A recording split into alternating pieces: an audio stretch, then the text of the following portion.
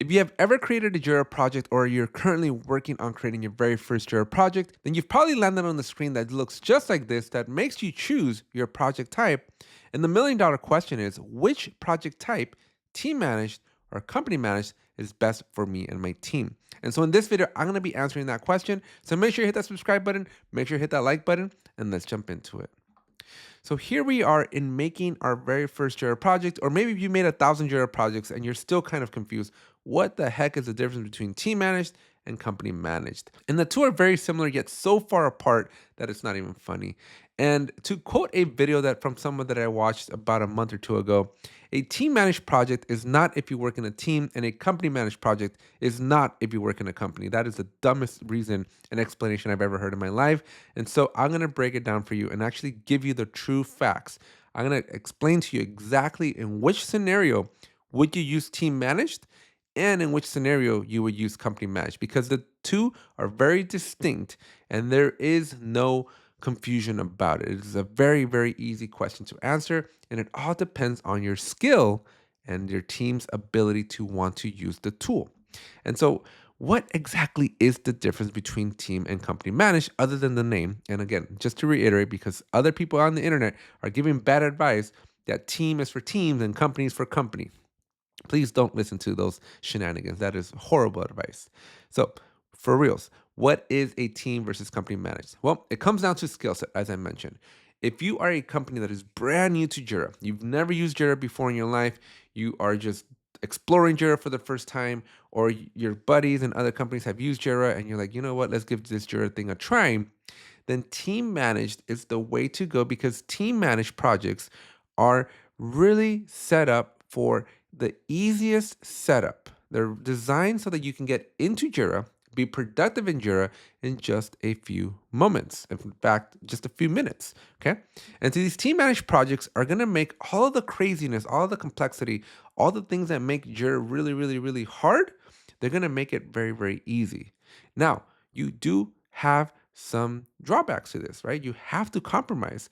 And so when you make these team managed projects, since the settings don't impact other projects, since they're so easy to set up for new work types and custom fields, since the workflows are easy to manipulate, and because the access permissions are so simple, you give up everything on the right. You give up all the beautiful things that make Jira an amazing and awesome tool.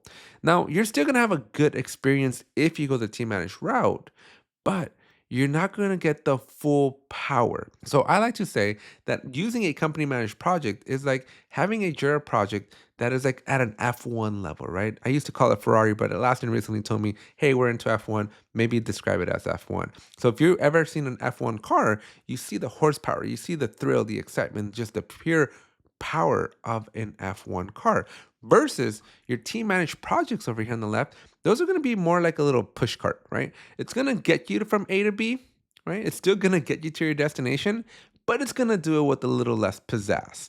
But you also don't need to be a vehicle engineer to be able to even turn on your car, right? And so a very similar concept applies here. These team managed projects are super simplified. You get up and running quickly, right? It's very, very low barrier to entry, really little to no technical skills required. And anything you do in your Jira project, the explosion, right? The damage of changing things around is self-contained. It's really truly just isolated to that team managed project. And so if you're a company that's brand new, right, you don't know what you're doing, you don't have a dedicated Jira admin, then team managed projects are going to be just for you, because they're going to get you into Jira and they're going to get you operational in Jira in a matter of minutes, right? But again, you do compromise some things, right? And we're going to see some of those compromises next as we look at company managed projects. And so a company managed project, unlike the team managed project, requires a certain level of skill set, right? You need to know what you're doing here, because in your company managed projects, your settings are global. And when your settings are global, you have the potential to impact not just one team, but the entire organization, right? Hence, company managed. Organization managed is another word you can look at it, right?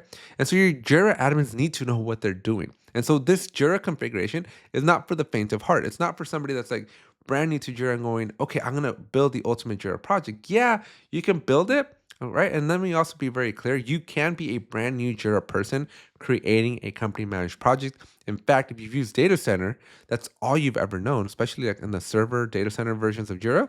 Company managed projects are the only projects that exist there, right? And so it is possible for you to create a Jira project. The problem is if you don't really quite know what you're doing, right? If you start getting a little curious and you start tweaking settings beyond your level of comfort, that's when you have a potential to impact more than a few people because those settings are global. For example, if you rename a status in a team managed project, nothing happens. You just rename the status from to do to backlog or something, right? But if you were to rename a status in a company managed project, you just rename the global to do status and you renamed it to something else. And everybody that used to use that to do status is now going to receive that new status. And so the impact is significant, right? And so you want to know what you're doing in a company managed project. Now, the unfortunate reality though is if you ever want to standardize, right? If you're a company that is growing and using Jira at scale, you don't want people to just do whatever they want in Jira. So if you want a little bit of governance, if you want a little bit of control, regulation really, then you have to do company managed because company managed is going to be the only version that is scalable to this. We have complete control over the work type that you can create, over the custom fields that you can create. The workflows are infinitely way more customizable and you can have a lot more control there. And then your permissions have like 24 levels of access versus 3 that you get in the team managed projects. You also get this feature right here, which is pull in issues from other projects on your board. And that to me is the most important part because the moment that you need two teams to work with each other and track their work together in a board or in Jira just in general, then company managed is the only option that you have because it's going to be the only one that can reference and really connect with work in other teams' Jira projects. And so company managed is the way you want to go if you want to use Jira for what it's worth, for all of the features, for all the capabilities, all the power, then you have to use company managed. But then again, you need to know what you're doing. And so that's really what it comes down to is your level of comfort. How comfortable are you with Jira? Now, keep in mind that you cannot transition between the two. So let's just say that you're in a position, you're like, you know what, Alex, this whole Jira thing is kind of intimidating, it's kind of overwhelming. I'm gonna just go team managed. Well, if you go team purple, you're stuck with team purple. There is no switching over to team blue at any point, right? You will have to start all over. You can always move your work across, but that's also a very involved process. So once you make your determination whether you're purple or team blue, you're stuck on that team, right? And so there's no going back and forth, which kind of sucks. I think Atlassian should have a pass for that. But company managed is really the only option that I recommend to teams, right? Because especially if you want to use every feature in Jira, then you have to go company managed. It's the only option that we do here at ApeTech. It's the only option that I recommend to all my friends, families, coworkers, every team that I've ever worked with. Company is the only project template you should be considering because it's the one that's going to give you the biggest bang for your buck. And so you should actively avoid team managed projects, at least for now. I have talked to Atlassian over the last few months, and I have asked them, why do team managed projects even exist given their limitations? And Atlassian has basically almost convinced me that team managed projects are not evil, that they do have a good intent, but they're just not quite there yet, right? The transition from team to company is just not where it needs to be. And it's a very steep incline. It's a very big contrast between the two methods. And so I would recommend that if you're brand new to Jira and you have no idea what you're doing, start off with the team managed project, but get very familiar as quickly as humanly possible with how Jira works, and then switch to company managed. And then I would also say that if your company cares about standardization, if your company cares about teamwork and collaboration, and you want everybody speaking the same language and marching with their best foot forward, then company managed is the only way. But that does present us with the dilemma of like, okay, so what happens if we are just not skilled enough to maintain Jira? Well, that's where I got some great news for you. Because my friends over at Release Team, link it down in the description, have partnered up with me and they are ready to help you out. My good friends over at Release Team are experts in setting up Jira and configuring and walking you through the entire process. They have a playbook, they have a framework, they have everything that you need to be successful with Jira. And so reach out to my good friends over at Release Team, let them know that I sent you, and they're going to be more than happy to help you out. They have an army of great Jira admins that are just ready to help you out. And any of these questions that you may have, any of these doubts, any of these uncertainties, they're going to be the ones to help you set up your Jira correctly. So make sure you reach out to Release Team and let them know that I sent you.